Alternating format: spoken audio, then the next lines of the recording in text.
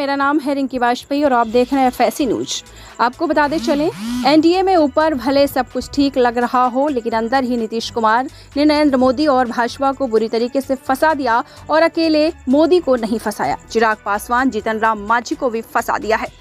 वो भी बुरी तरह देखिए कि लोकसभा चुनाव में अगर कोई सबसे बड़ा मुद्दा था तो वो था ओबीसी और दलितों का आरक्षण। मोदी कांग्रेस और इंडिया गठबंधन पर इल्जाम लगाते रहे कि अगर वो सत्ता में आए तो आरक्षण कम कर देंगे या खत्म कर देंगे। अब यही मोदी के गले की फांस बन गया है।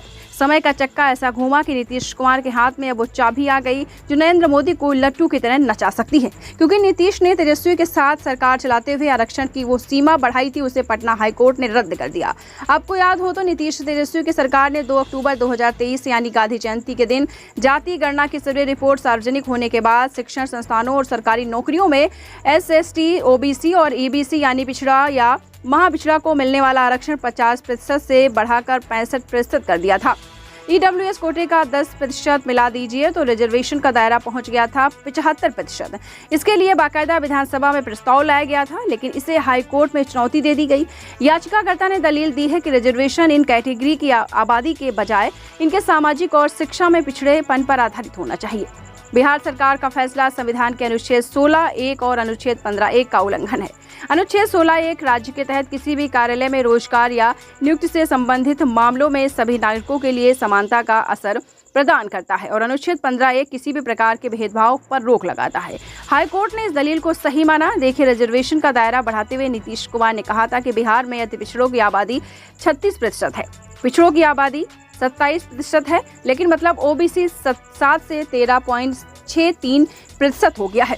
दलितों की आबादी 20% है और सामान्य यानी सवर्ण केवल 15.5%। तो रिजर्वेशन से भी यह हिस्सेदारी झलकनी चाहिए।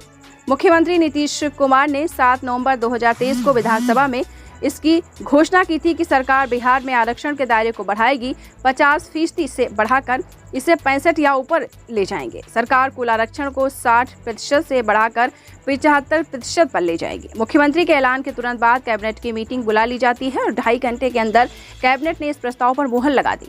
इसके बाद इस शीतकालीन सत्र के चौथे दिन यानी 9 नवंबर को विधानमंडल के दोनों सदनों से पारित कर दिया गया, लेकिन अब हाई कोर्ट ने इस पर रोक लगा दी और राष्ट्रीय जनता दल बिहार की सत्ता से बाहर हो चुका है और भाजपा नीतीश के सहयोगी दल की भूमिका में आ चुकी है। तो सवाल ये है कि क्या नीतीश कुमार हाई कोर्ट के फैसले को सुप्रीम कोर्ट में चुनौती देंगे, और अगर वो चुनौती देंगे तो क्या भाजपा इसका समर्थन करेगी, क्योंकि बीजेपी पहले दिन से ही जाति जनगणना के खिलाफ चल रही है।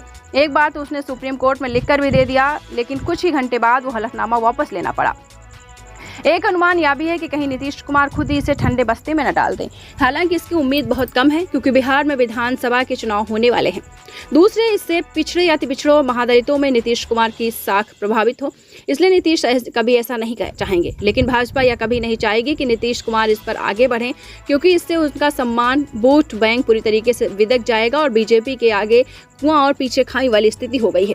आगे बढ़े तो गिरेंगे और पीछे हटे तो डूबेंगे। कांग्रेस महासचिव जयराम रमेश ने इस पर चुटकी ले ली। उन्होंने सीधे पूछ लिया कि क्या केंद्र की एनडीए सरकार इस फैसले को चुनौती देने में गंभीरता से पूरी ताकत लगाएगी और क्या संसद को इस मुद्दे पर जल्द से जल्द चर्चा करने का मौका मिलेगा। जाहिर सी बात है कि नीतीश कुमार इस मुद्दे पर पीछे हटते हुए नहीं देखना चाहेंगे, क्योंकि रास्ते अलग होने के बाद जाति संरक्षण का श्रेय लेने में नीतीश कुमार तेजस्वी यादव के बीच होड़ मच गई थी।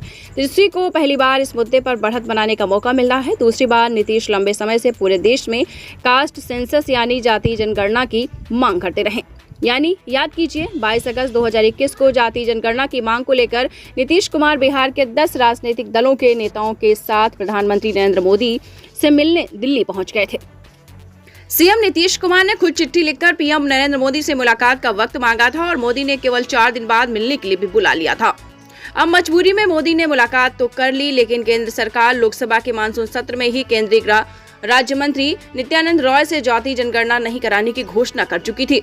अब देखिए कि एनडीए में शामिल होने से पहले तक इंडिया गठबंधन की बैठकों में नीतीश कुमार जाति जनगणना के इर्द गिर्द राजनीति की रचना करने की बात करते रहे, तो अब तो उनसे पूछा जाएगा कि चचा आप वही हैं या बदल गए।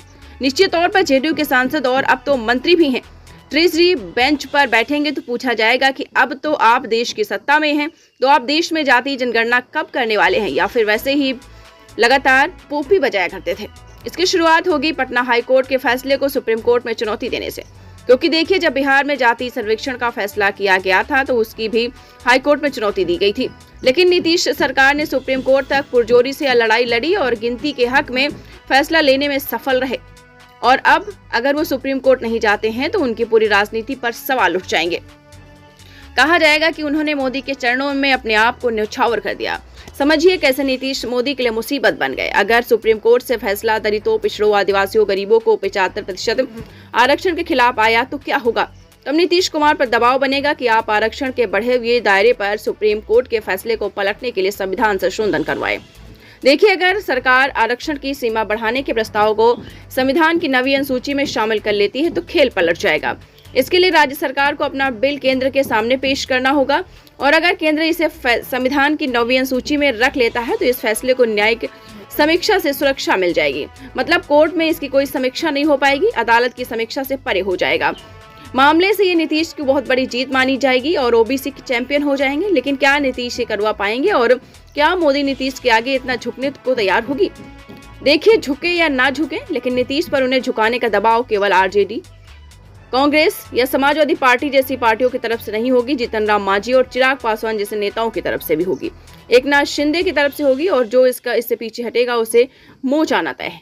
और तब इंडिया गठबंधन पासा फेंक सकता है कि दलितों, पिछड़ों के आरक्षण का दायरा बढ़ाने के लिए संविधान संशोधन पर आगे बढ़ी है, हम आपका साथ देंगे। कहने का मतलब यह है कि नीतीश कुमार के तो दोनों हाथों में लड्डू होंगे और नरेंद्र मोदी के लिए ऐसी विचित्र स्थिति बन गई है जिस पर वो सिर्फ कसमसा सकते हैं। तो हमारे साथ देखते रहिए फाइट अगेंस्ट क्रिमिनल चैनल और पढ़ते रहिए fight against criminal daily newspaper. आज की खबर में बस इतना ही। वीडियो को लाइक करें और चैनल को सब्सक्राइब कर लें जिससे आने वाली वीडियो की नोटिफिकेशन आपको मिलती रहे।